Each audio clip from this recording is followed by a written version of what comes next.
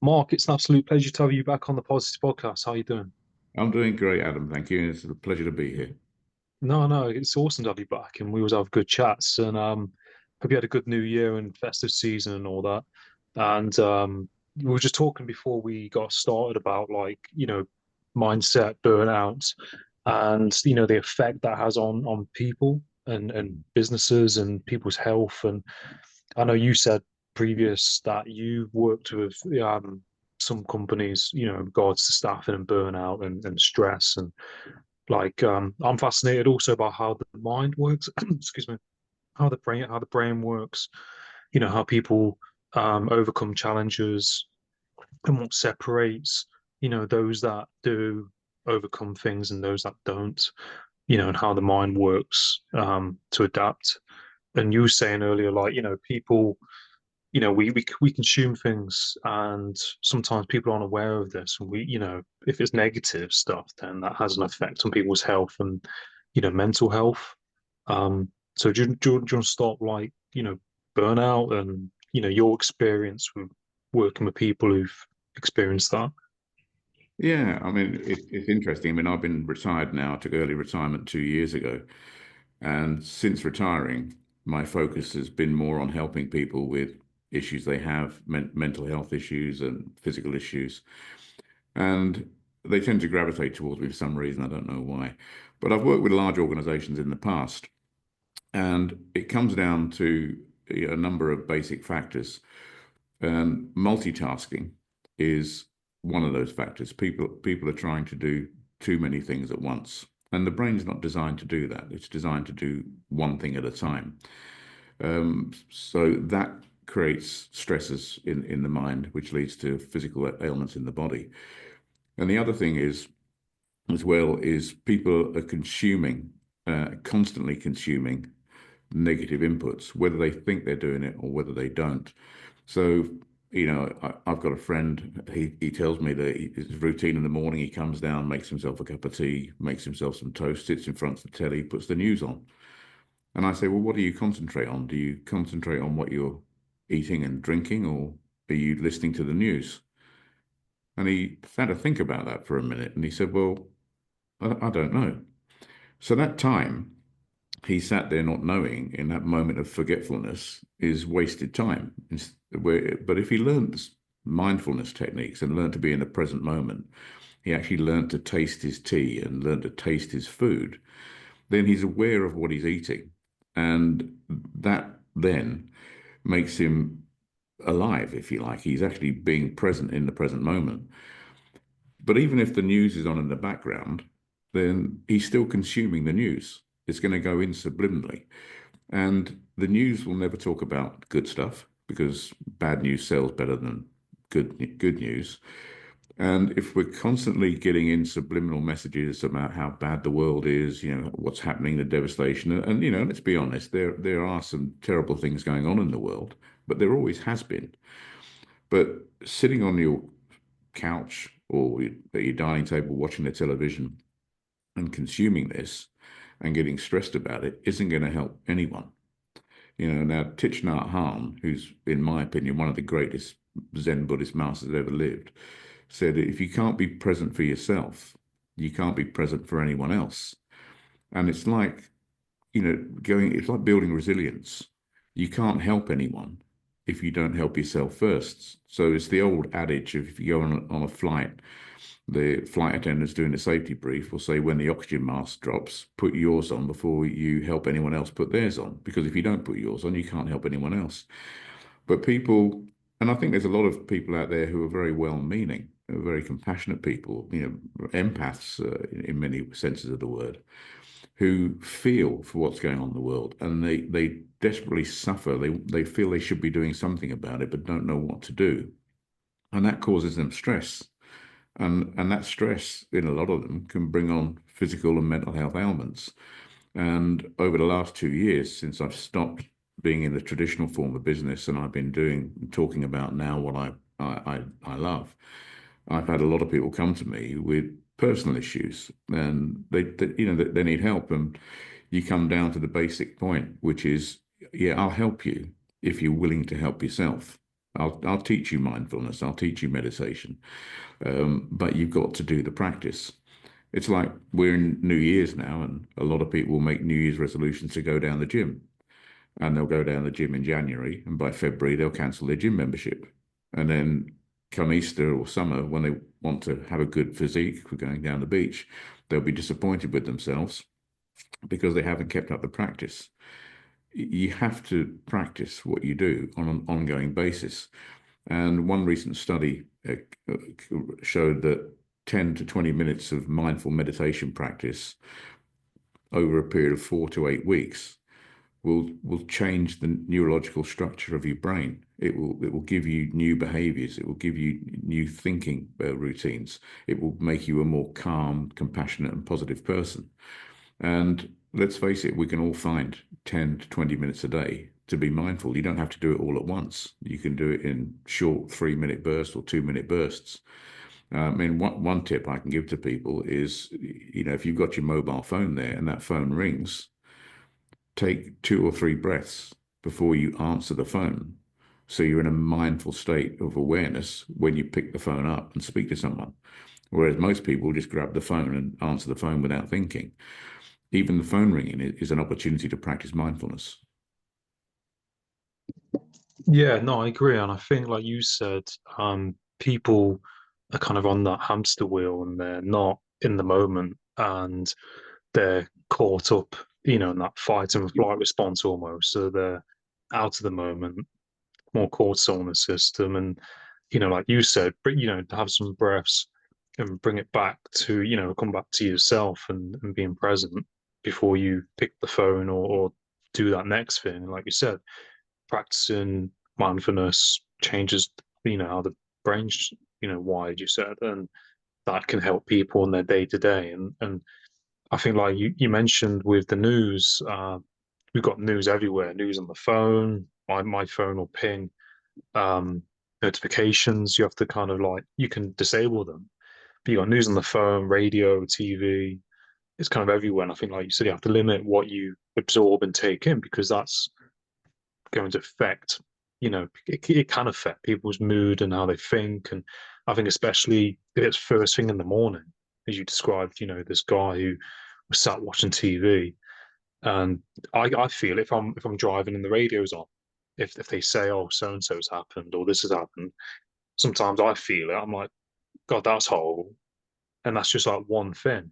So if you have that compounded over time, it's quite a lot, isn't it? But like you said, people can do things to help themselves, and that you have to help yourself first before helping someone else. Because if you're not okay, then you can't do a great deal. No, you can't.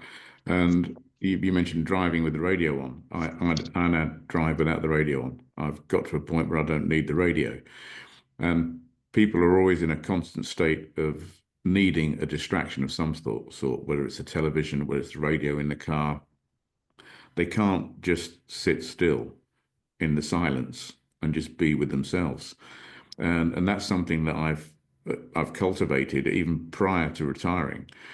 I knew that when I retire, I won't have 101 things to do. I won't be running the business. I won't be organizing events. I won't be organizing trainers and marketing and all the other things that go with it.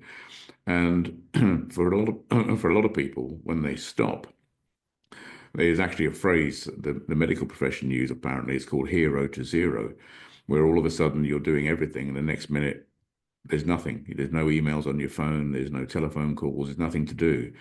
And they describe it as like dropping off a cliff. And people suffer tremendously from this. A friend of mine suffered tremendously from this.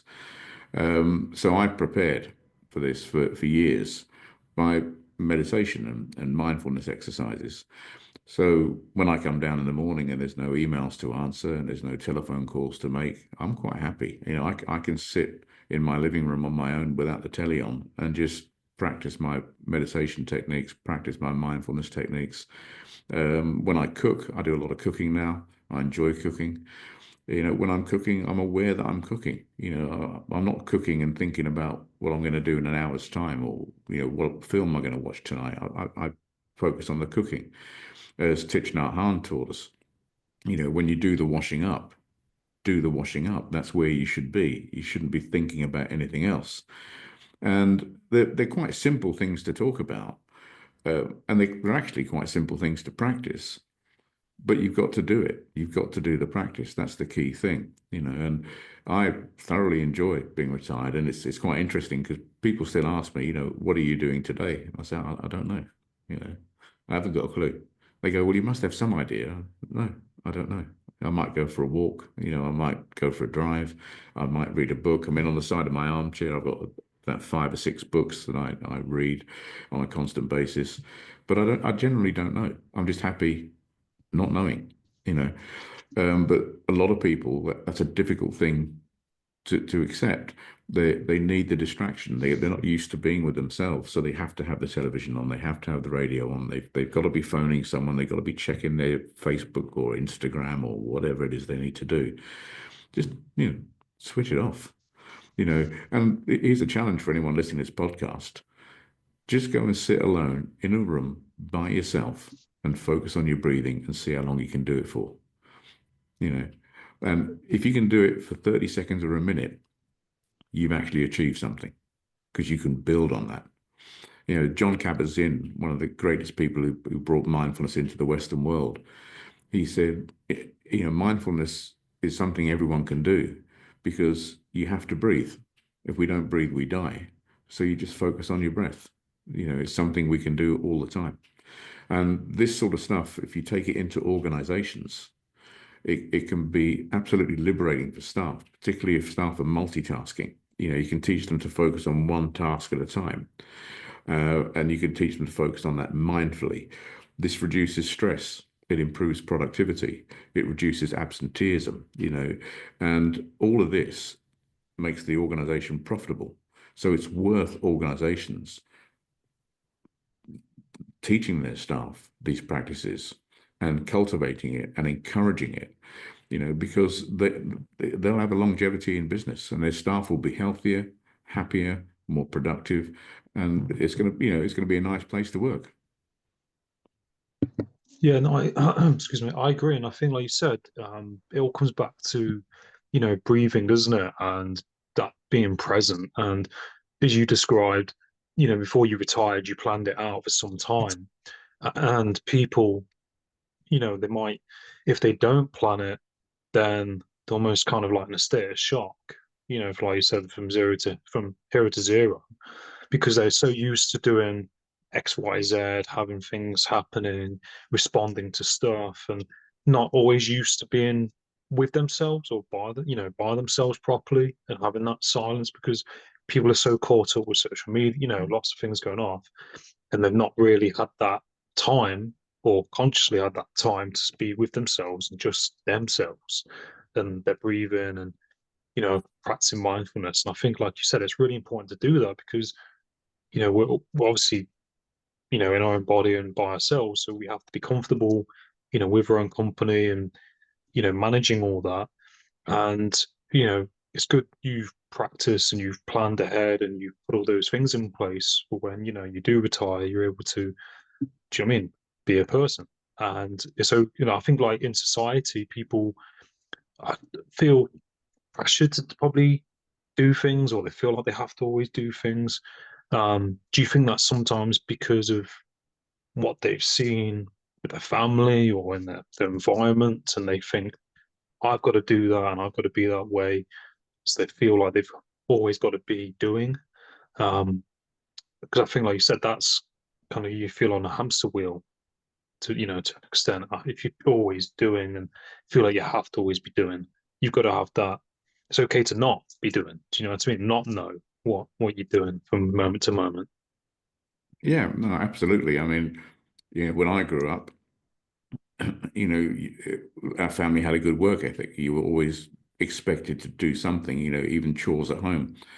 And you get brought up in this society where if you're not doing something, you're lazy. And people will say, well, why aren't you doing something today? You're lazy. And it becomes a detrimental word, to be called a lazy person. But if you look at, for example, Nelson Mandela, when he was released from prison, he went to visit the president of France. And the president said, what would you like to do? And he said, I just want to sit and do nothing. He said, I've been in prison for so long, having to do things all the time. I just want to do nothing. And that's quite, an important thing to be able to be consciously aware of. Yeah, so we're always caught up, as you say, in a hamster wheel, doing one thing, doing another thing. And then when we sit down to relax, we have to do something to relax. We have to watch the telly, or we have to, go and listen to the radio. You don't have to do anything. You just need to be with yourself. And being with yourself, I've come to the point where it's actually very, very liberating, because you don't need anything, and all the Buddhists talk about this, that all suffering comes from attachment. So if you always need something and you're attached to it, then you don't want that thing to ever go. You want it to be a permanent fixture in your life. But everything's going to go. Nothing's permanent. Everything's impermanent. Our bodies are impermanent. I think it's something ridiculous, like 700 million cells a second are dying in our bodies and being reborn. Every breath we take, every out breath is a mini death. Every in breath is a rebirth. And we're constantly changing. The subatomic particles that make up our human form, they pop in and out of existence all the time. So the Mark Dawes and Adam Parr that are sat on this podcast right now, at the end of this podcast, will be a different Mark Dawes and Adam Parr, because we'll have changed. Everything changes. So expecting something to be permanent in your life is just going to be, lead to suffering. And that brings me on to the other point of not just mindfulness and meditation, but it's the training in that to be able to let things go. And when we gave up our business at the end of 2022, that letting go was, a lot of people said to me, you'll never retire. You're always busy. You're always on the go. I was your typical entrepreneurial businessman. I'll be up at 5 o'clock in the morning. I'll be checking emails, looking at marketing stuff, responding to this, doing whatever I needed to be done. And I'd work till 9 o'clock at night, go all over the country running courses. So it's quite natural for people to say, with the way you've run the business over 30 years, you're not going to retire. You'll need something to do. But by training in the mind, we were able to hand over the business at the end of 2022 without any problems whatsoever. And the very next day, when we were no longer business owners, we no longer had the business, my wife and I were quite happy that that was no longer a permanent fixture in our lives, because we both accept that everything has to change. Everything is impermanent. One day I'm going to die. There's no issue about that. I had a heart attack in 2019. And that was a brilliant thing to happen, actually, because it made me refocus. And luckily, we had COVID after that, which gave me literally 2 years at home to gather my thoughts and reflect on things. And I thought, I actually quite like being at home. I was doing 52,000 miles a year in my car. And as one taxi driver told me, that's twice around the world, which is why I changed my car every 3 years. But giving the business away didn't cause us 1 ounce of distress whatsoever. We handed it over to 2 brilliant people, Travell Henry and Rab Landals, who've got great values, and they look after the people we've looked after for 30 years. And we're happy. We were happy to let that go. And I see some people posting on various platforms sometimes about I hate my job. I want to leave and find another job, but I can't find another job. And, I have to do this, but I don't like it. And you've only got 2 choices, really. Because if you stay in that mindset, in that job, it's going to affect you physically and mentally. So you either leave and hopefully find another job, or you change your perspective on your job. And going back to what I said earlier on, training in meditation, training in mindfulness, it is one of the best ways to shift that perspective into a different direction. And, and you can do it. You have control over that. No one else does. Yeah, no, I think they're really good points, and I think, like as you said, you know, you said like things change in life, and there's always that constant change, and nothing's permanent. And I think people, like you said, have attachments to things, or things in life, and they're clinging to that for, peace. And you've got to find it within yourself, as you said. And, things always change, and you've got to be able to adapt, and you've got to accept that. And as you said, you had your business for many years, and you've planned ahead, and you and your wife accepted that, things are going to change, and that's okay. And you come to the point, you put it in place, and that, health event you had, was like an eye opener for you to probably, wind down and look at what's going on. Because I think, as you said, we can only do so much, and you've got to probably draw a line sometimes, and accept certain things. And that's, I think, what people in life struggle to do sometimes. And people are clinging to certain things, but ultimately it's, within yourself, isn't it? And I think we see that in society. People um, always feel like they have to do things a certain way because other people are doing things a certain way, or society tells us things. But I think ultimately you got to listen to yourself and be comfortable in your own skin, as you said. And it's good you've passed on the business to people who care, and gonna look after and do the same that you did. And do you think, like, you know things that we do in life, like previous experiences, kind of helps to build resilience and stuff? Because I know some situations I've been through, kind of, I think they give you a certain perspective and how you see things and how you deal with stuff. And I, it's one of my resolutions to meditate more, like this year, and practice it. I mean, previously I've had hypnosis. My mom Lisa Rose, she did hypnosis with me and stuff in the past when I was a teenager, and I think that helped me quite a great deal. Mm. Yeah, no, yeah, I know your mum. She's a great Yeah, person. It's good that she helped you like that. And then, as you probably know, I'm a qualified cognitive hypnotherapist as well. But it's interesting because it comes back to another point where we look for solutions uh, external to ourselves. So, we look for someone to hypnotize us, or we look for a therapist to talk to us about our problems. And that's fine. That's absolutely grand.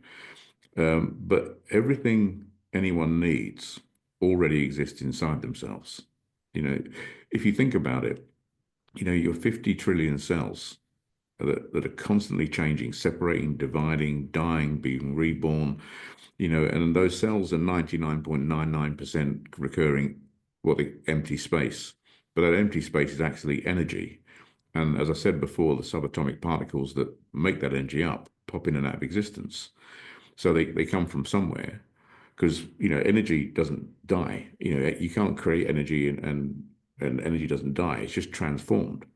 So when this body dies, in the physical sense, the energy within it will be transformed. I live on in other things. We're all interconnected. So we all come from a point of connectedness, not separateness. But going back to the point of people needing help and looking for help externally, that's primarily because they see themselves as being separate to everyone else. They see you and me as separate people. Yet actually, there is no separate self. If I asked you, who is Adam Parr, which part of your being would you point to say that's you? It's difficult. And one of the great meditations that I was taught years ago was to meditate on who am I. And when you go into that meditation, it's quite enlightening.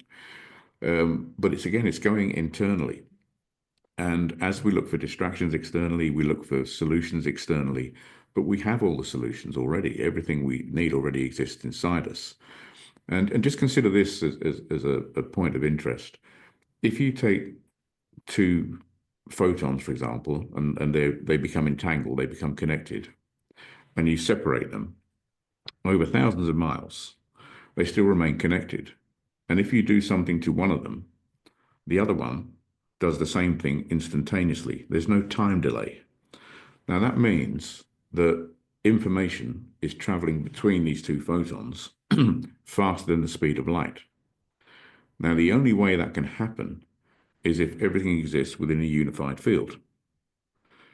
So if you go back to the Big Bang, everything was condensed in something no bigger than the size of a pea, with massive density and huge heat, that exploded out into the cosmos and formed all the universes. And all the subatomic particles, the carbon, the hydrogen, they all cooled down and formed planets and rocks and plants and things. And we possess the same subatomic particles as the planets, as the cosmos. If you go and pick up an acorn today, that acorn has the same subatomic particles in it that we have. So we're all connected. So at one point in the past, every human being was connected to everyone else. Therefore, we are all interconnected. So if we identify ourselves as being separate or different from someone else, that's actually an illusion that we create. And sadly, society helps perpetuate that delusion. You know, it perpetuated through marketing, so they can sell you stuff, and it's keeping up with the Joneses. The whole thing, you know, so-and-so's got a new car, I must have to have a new car so I can be better than them, and competition, you know, comes into play. And nature doesn't have competition. You know, it has a symbiotic relationship. You know, nature cooperates with one another. But the human race is the one race where we compete with each other. And, you know, we're living in one of the most advanced technological ages this race has ever seen. Yet we have more stress, we have more anxiety, we have more depression, we have more suicides than ever before in the history of the human race.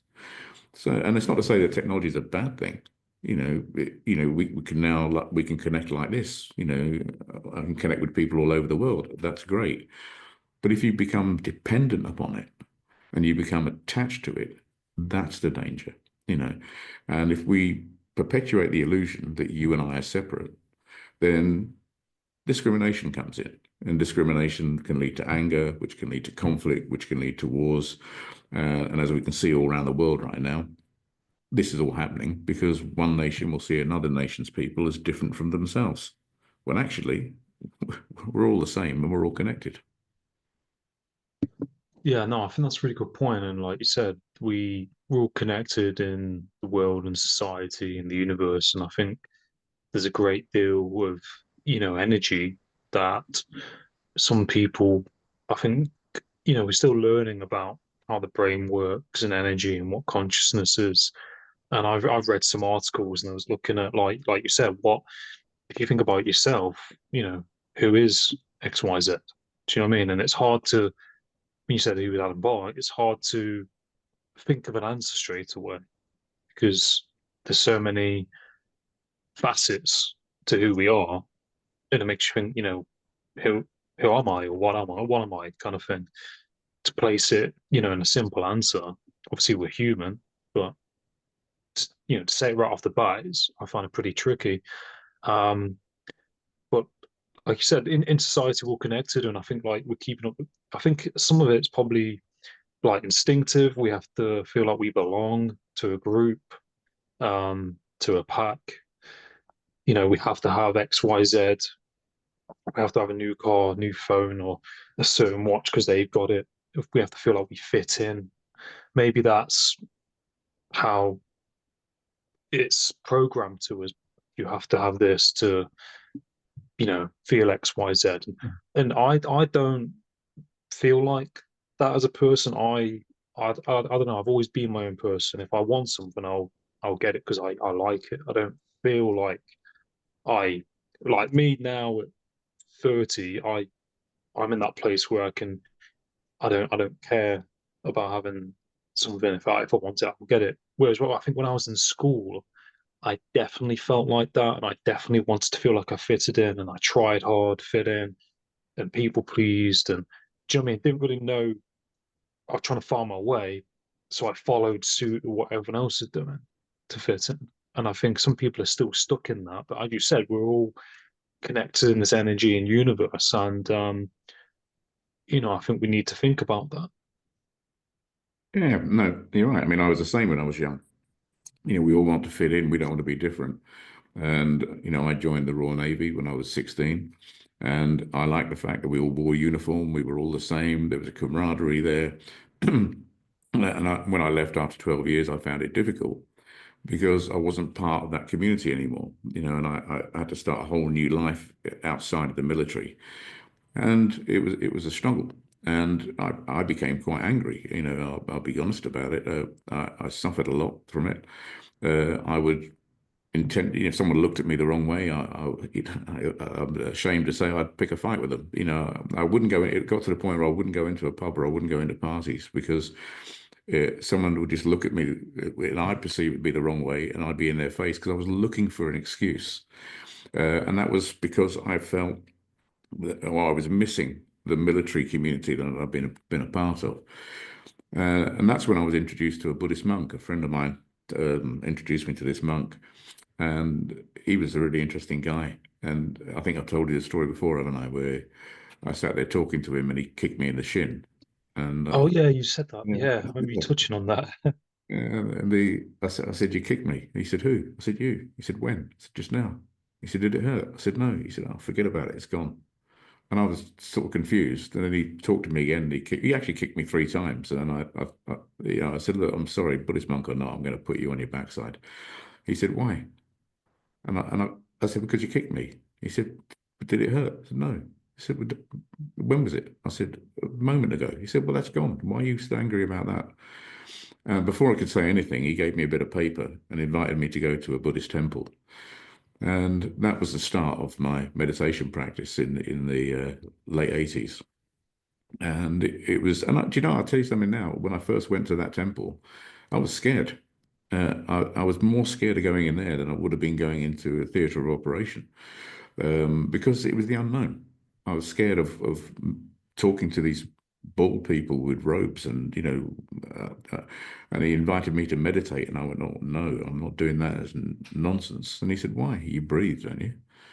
And he was very patient with me and coaxed me. But meditation, I think people, they look at this and they see, it's like, people talk about meditation, they think, oh, you go to a yoga class and at the end we'll do a meditation. So it becomes like something you do at the end of a class. But it's not. It needs to be interwoven into everything you do. And people say to me, oh, I couldn't meditate. Well, you do, because if you're going inside yourself and you're listening to that voice that's telling you that you're worthless and you're useless, that's a meditation. It's just the wrong type of meditation. People tell me they don't pray. They pray all the time. They shout out, they blame themselves. Oh, God, you're a pain in the ass, and I hate this, and I hate that, and I hate that. Well, that's a prayer. Everything's a prayer. Everything's a meditation. You see, you might as well use it. I mean, think about it. People are spending hundreds of pounds a year to go to a gym, to spend an hour a day in a gym to train their body, yet they don't spend any time training their mind. The mind is the most powerful organ in the world. And the one thing I've learned about Buddhists, I mean, they're the Olympic athletes of mind training. So if you're going to want to learn it, train with a Buddhist or train with someone that's trained with a Buddhist, because they're just absolutely unbelievable. But it is like a superpower. I mean, I was talking to a monk many years ago, and I was telling him I was reading this about Buddhism, reading this about quantum mechanics, and reading this. And he said, "Oh, so you want knowledge?" I went, "Yeah." He said, "Why?" I said, "So I understand it." He said, "Well, you won't understand it." He said, "Knowledge is limited because you're looking for knowledge externally."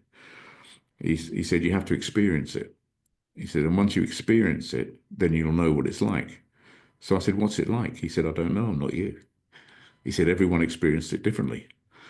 And I said, "Well, how will I know when I've experienced it?" He said, "I don't know." He said, "Only you'll know that." But it's true. If you do the practice and you go inside, you see, knowledge comes externally, but when you go inside, you get insight, and you end up with wisdom, which is way more powerful than knowledge. You can learn more from going internally from yourself than you can externally. And this is something, I mean, you can teach it nowadays with artificial intelligence and God knows what else. You can teach anyone to do anything. It's not hard. So you don't need a lot of knowledge to do something, you know. But developing insight through going internally and taking your view into yourself is something that it's so powerful. I mean, the thing is, this is one thing he said about knowledge. He said knowledge is limited because you have to have words to explain it. And I can't even explain to you what it means to have the insight because I can't find the words. But it's something where you'll find the answers to everything you need within you. Because think about this. Every time we breathe, we inhale oxygen, don't we? Well, oxygen circulates inside the atmosphere, it doesn't go anywhere. So when you breathe in, you're breathing in atoms that someone else has breathed in. And when you exhale them, someone else breathes yours in. So because energy can't be created and destroyed, can only be transformed, when we breathe in, we're taking in particles that could once have been in the body of Christ, Buddha, Muhammad, even Hitler, Stalin, who knows? Yeah. So we're connected to everyone and everything, which leads me on to another point, is people talk about what they want to have in the future and what they want to achieve or what they want to be, what job title they want. But everything already exists. Yeah. Everything that was in the past, everything that's in the future, and everything now all exists now in the present moment. There is nothing left to create. It's all done. So striving after something, it actually works against you. It's called a backwards law. Whereas the more you want something, the more elusive it becomes. So the more you strive for it, the more unlikely is you get it, because what you're doing is you're sending out a signal that you lack something. Therefore, by wanting something, it's probably not going to happen. You have to work from the perspective that you already have it. Now, Neville Goddard spoke about this decades ago, but in the missing teachings of Jesus that we've found in the Gospel of Thomas, it's in there. You have to act as though you are enveloped and surrounded by what it is you desire. So in other words, you've got to think and act and feel as though it's already in existence, and therefore it will come. If you want it, it becomes elusive. I find that fascinating what you said, and I've heard people who've been interviewed, and quite like Joe Rogan, and he's been asked like, you know, look at your podcast and what you're doing, and he's like, I didn't plan on this happening. It just happened. Do you know what I mean? Or people who are actors or successful, they didn't, like you said, work hard to try. They didn't have that in their mind. It just came about. And obviously, they wanted to probably do it, but it was just circumstantial, or they manifested it, and it just ended up happening. And I think that's happened to me sometimes with jobs, and where I am now. I didn't kind of plan on doing what I do now. I didn't, do you know what I mean? I kind of wanted to do this, but it just happened kind of over time, and I kind of think like you have to kind of be like that. It makes sense, as you said. If you're trying too hard, it kind of sometimes, like you say, go the other way. And I think you have to, like you said, kind of embody what you want and kind of manifest that. And like you said, it'll come to you like naturally. And as you described with with the monk, I just got scenes in my head of that Kill Bill where she goes, to that samurai kind of monk guy in their training. And I think, like you said, people they because you said you when you left the navy and stuff, and the place you was at, and that monk was hitting you and stuff, and then saying don't worry about it. And I think people will carry things with them that have happened, and then they kind of hold on to that and drag it through their week or their day, and things like that. And I think it's important to be present, as you said, and people they're kind of not always conscious about these things, are they? They'll drag it up and carry stuff with them. Yeah, they will. And what they're carrying is a memory of something that happened to a different person than who they are now. I mean, you've probably heard the saying that you can't step into the same river twice because the river's constantly flowing. But if you take that a stage further, you cannot be the same person stepping into the same river twice. Because if you step into a river and step out, when you go to step in again, you've changed. Every part of your being has changed. So if you think about the constructs, and this goes back to the way the brain is wired, it's a thing called Hebbian associative learning. If I practice something like playing the guitar or lifting weights, I build a network in my brain associated to that. So people who play a musical instrument, for example, the more they practice that, the larger the network grows in their brain. People who read Braille, they have larger networks in their brain for reading Braille than people that obviously don't read Braille, because people that don't read Braille won't develop those networks.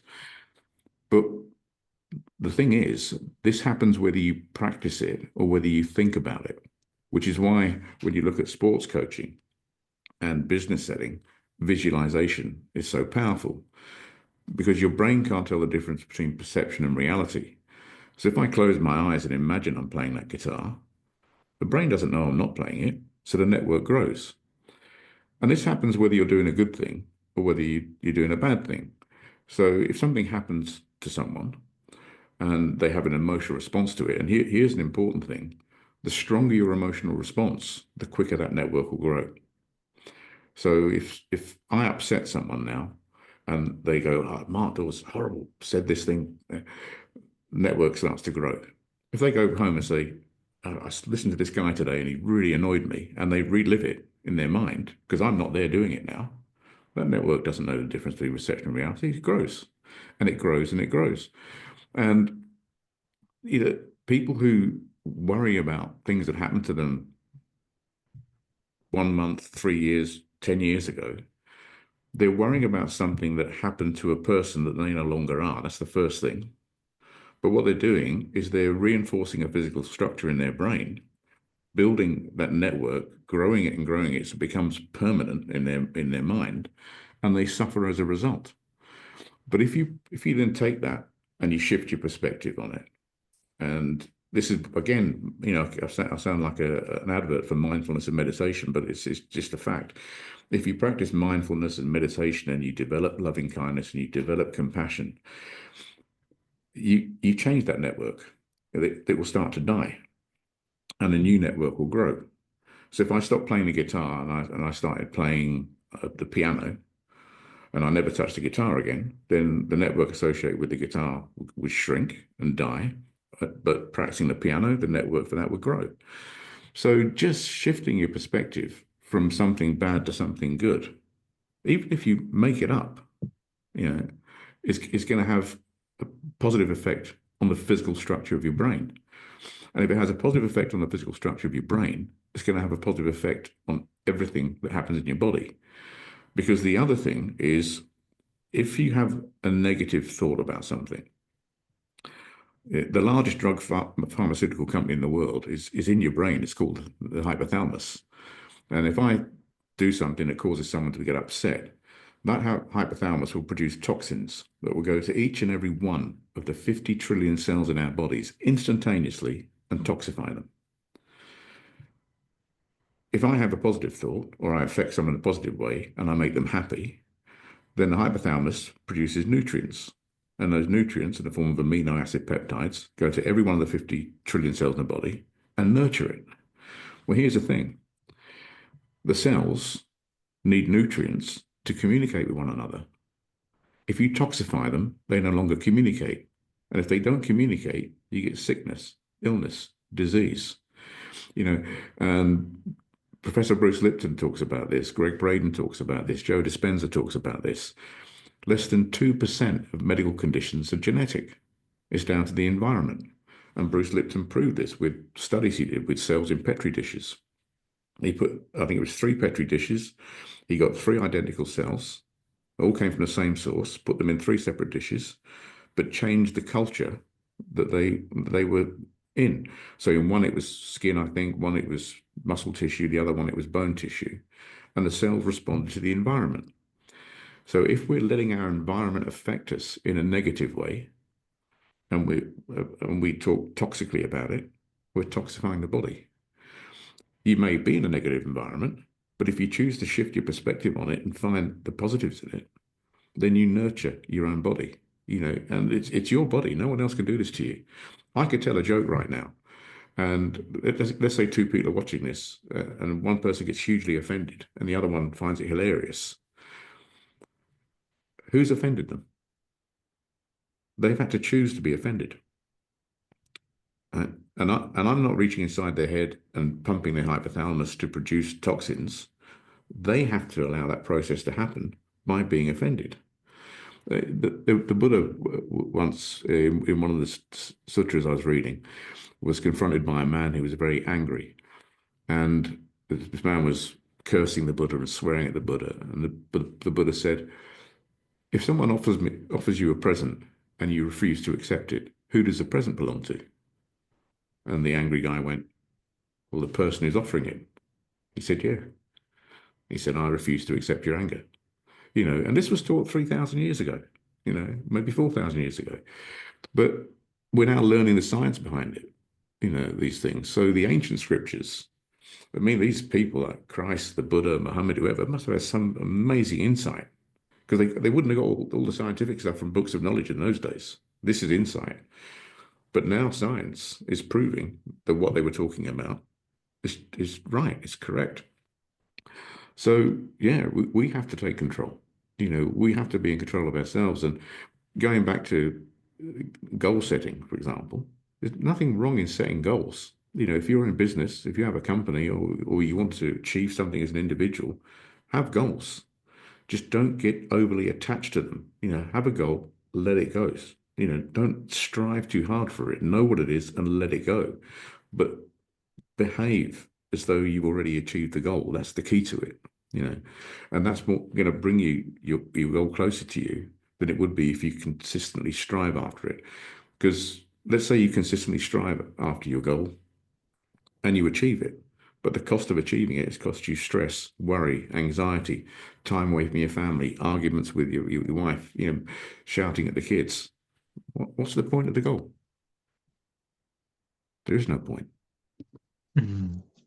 Yeah, no, that's definitely true. And I think I've heard some people say that who successful in business or certain things, and like you said, the cost of all that is some not all the time, but for some people, missing certain dates with the kids or the family, the time, the stress, arguments. So I think, like you say, you have to weigh up, if they really want that goal and what's going on in their personal life and all the rest of it. And I think, like you said, it's helpful to have goals. It's just don't, overwork yourself to, do you know what I mean, get that thing. Once you've got it, then do you know what I mean? If they sacrifice so much and they haven't got those things anymore because of that goal, and then like you said, don't get so worked up in it. And that's a really good point. And I was guilty of that when I started business. I was away. I'd prep on a Saturday, go away on a Sunday, come home on a Friday, prep on a Saturday. I missed children's birthdays, holidays, sports days. I missed them growing up, and because and it was a selfish thing. I was too attached to it. I wanted to be successful. My family, I came from a poor family. I wanted to be successful. I wanted to have the nice car. I wanted to have the big house. I wanted to move my family somewhere nicer than London. All these things. And yes, they're credible goals. I wanted to give my kids all the things that I didn't have. But then I started to get attached to things. I became an expert witness on the use of force, and I was a company director, and you get all these titles. But that it is what it was, and that was it. But that's why I took early retirement. I didn't want it anymore. The titles meant nothing. And, letting go of those titles, I don't have to say I'm an expert witness because I don't do that anymore. I don't have to say that I'm a use of force expert. I don't do it anymore. I don't have to say I'm a director of a company. I don't have a company anymore. I've actually still got the same car that I bought in 2015. It'll be 10 years old this year. And, people, nice. you're not going to change your car and get a new one. No, it does what I need it to do. In fact, I'm thinking about selling it. My wife and I've got two cars. I hardly ever use it, so I can let go of that now. If you want to send me the link for when you do sell it, I'll put it in with the podcast, and then if anyone's interested, then Yeah, okay. because I think, like you said, you know, you don't have those titles anymore, and you're not doing those things anymore. And I think you obviously got all that experience to help other people if they're, you know, for advice and stuff. You can relay that to them, and that's good.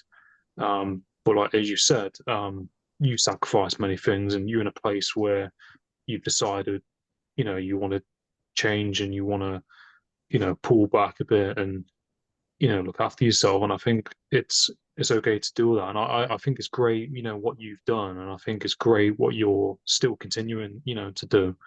And you know, I always appreciate, you know, our conversations and, you know, your advice on things. And you know, I'm really grateful to, you know, to be connected with you and to call you a friend. And I really appreciate, you know, your time as always.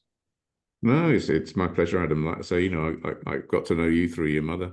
I think your mother's a wonderful person. She's, for what she's been through and gone through and achieved, it's fantastic. And you've grown up, as a credit to her. I've seen you develop over the years, and your podcast is brilliant. I believe you won an award recently, didn't you? Yeah, I got someone approached me and said I was the top 7 out of I think 70 in like role model and the category of role model podcast. So that was quite nice. Brilliant. That's fantastic. Well done. And I Yeah, think cheers. people watching this, if they want to reach out and they need coaching and they need help, then don't come to me. Go to Adam. He's the new generation with this. He knows all the stuff I know. He's just being very polite and letting me talk about it.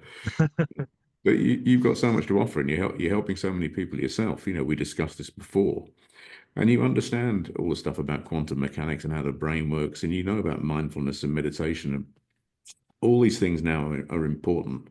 It really is, and even just managing stress and workloads. So any organizations looking for someone to come in and help your management teams, your executive teams manage stress, learning about single tasking as opposed to multitasking, probably is a better way of putting it, and incorporating mindfulness into your daily practice, which will, as I said before, reduce stress, make you more productive, more creative. Speak to Adam, and I'll always be there to support him if he needs me, but he's your guy. No, thank you, Mark. I really appreciate that, and I'll do my best, you know, to help people if they, you know, need it. I'll be there, and I appreciate it. Really, really means a lot. And yeah, I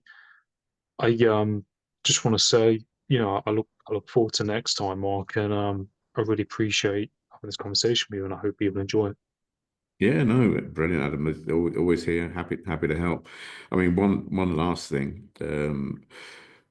It's a question I pose to people sometimes when they feel that they're stressed out or they're in the wrong job and they're not enjoying life. I say to them, if you went to the doctors and the doctor told you you only got 12 months left to live, what would you do differently with your life that you're not doing now? And they tell me, I'd pack the job in, or I'd go on a holiday, or I'd do this, I'd spend more time with the family, all the things that they should be doing. And after they told me all this, I say, well, what makes you think you haven't? Because, we live our lives as though we're going to live forever, but we could die tomorrow. There is no guarantee, you know. So people shouldn't fear death, you know, but a lot of people fear living. That's the truth. So live your lives to the best of your ability, but enjoy it. Each moment you have is a gift. Don't delude yourself that you're going to be around till you're 60, 70, 80 years old. It doesn't, some people don't reach their 30s or 40s. Some children sadly die when they're very young. We just don't know. I mean, the other day, someone contacted me, fit, healthy. They eat sensibly. They tell me they don't drink or anything, and they've been told by the doctor they've got an incurable disease, and it's just completely rocked them. And one of the first things they said to me was, "I wish I'd done this and I wish I'd done that," and all the regrets came out. And I said, "Well," I was quite open with them. I said, "Oh, how long have you got?" And they said, "Well, probably 6 to 9 months." I said, go and do it now, you know. But, I'm teaching them a particular meditation called tongue meditation, which is a very powerful healing meditation. It's one I used to heal my heart, because when I had the heart attack in 2019, the doctors said, well, the usual open heart surgery, stent, or a bag full of drugs. And I said no, and which upset the doctors. And I started looking into it, and I changed my diet. I stopped eating meat, chicken, fish, and dairy. And I went deep into my meditation practice, but I specifically practiced tongue meditation. And 3 years later, heart's completely healed, not even any scar residue on the heart. But I'm not the only one. There's a guy called Paul Keats, and your viewers should look him up. And Adam, you should interview. Have you interviewed Paul? Not yet, no. No, Paul's an amazing story. He ended up, he banged his head on the floor, and he had a blood clot on the brain. They operated on the brain. He ended up having a stroke as a result of the operation. He then got COVID. He had to be in an induced coma twice. And they said, you're probably not going to speak properly, and you're probably not going to walk properly again unaided. He said, no, I'll be fine. And he's doing triathlons, and he's climbing mountains, and he speaks absolutely fine, because he knows how powerful the mind is. And, another friend of mine called Andy, he had an incurable disease. His skin was falling off him. He was crawling around the floor. His wife was having to lift him onto the toilet. He was in abject pain. And the doctors one day told his wife he probably won't make it through the night. But he started practicing gratefulness and, being grateful for things and mindfulness little bits at a time. He's now completely cured. He's got himself, I think, his third black belt. He does marathons now, he's completely cured. And there's so many stories of people out there that do this. So we don't have to accept the narrative. You can actually go inside and heal yourselves. This is the powerful thing about it, is you can heal. Your body's designed to heal. If you think about it, if you fell over and grazed your knee, it will heal. The healing process is built in. But dysfunctional thinking, negative thinking, all of that, it actually suppresses the immune system and doesn't let it do its job. No, it's fascinating, isn't it? How our minds work and our bodies work, and that we have kind of all the answers within us, really. And I think it's like you said, just programming our minds and being mindful of the words we speak and what we say to ourselves ultimately. And I appreciate you sharing those people's stories. And as you said, I think you mentioned before, if someone said you've got X amount of time to live, what would you do differently, and why not do it now? And I think that's a real kind of eye opener, and it is a big.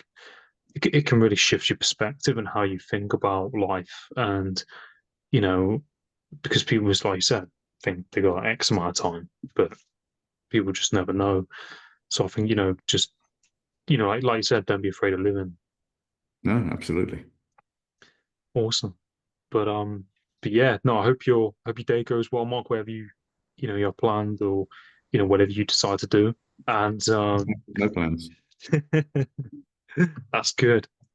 And so, and I think people need to think about that, and it's okay to not have any plans. Do you know what I mean? It's okay to not know, or not to be doing things. And I think it's really inspiring what you do, and I look forward to talking to you next time. Yeah, brilliant, Adam. Anytime you like. And I hope people get in touch with you and take you up on your offers of coaching and training, because you've got a lot to offer. No, thank you, Mark. And if anyone's open to help and they need help with things, need any advice, I'll be happy to do my best to help you with your situation, whatever it is. And you can reach out to me at my email, which I'll put in the link, and my email's adam.parr994@gmail.com, or you can reach out to me through Instagram, direct message me, or LinkedIn as well, Adam Parr, P-A-R-R. And where can people find you as well, Mark, on social media? Yeah, I mean, I'm on Instagram, Mark Dawes QT. I've got quite a big following on there. I've got a Facebook page as well. There. I don't have a website anymore. That's gone. Yeah, Yeah. So, and that's good. I post on LinkedIn occasionally, but not too often now, because I'm not looking for any business at all. But yeah, no, thank you, Adam. It's been a pleasure talking to you again. No, yeah, you're welcome, Mark. Thank you, everyone. Take it easy.